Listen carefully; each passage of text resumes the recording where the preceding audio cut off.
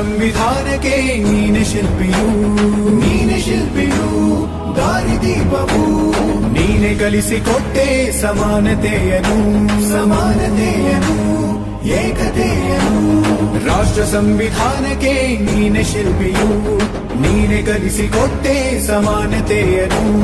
ನಿನ್ನ ಲೇಖನಿಯ ಬರಹ ದೇಶ ಗರ್ಜನೆ ಒಂದು ಮಾತು ಕೂಡ ಭೀಮ ಗರ್ಜನೆ ನಾಯಕ ನೀನು ಭೀಮರ ಮಹಾನಾಯಕ ನೀನು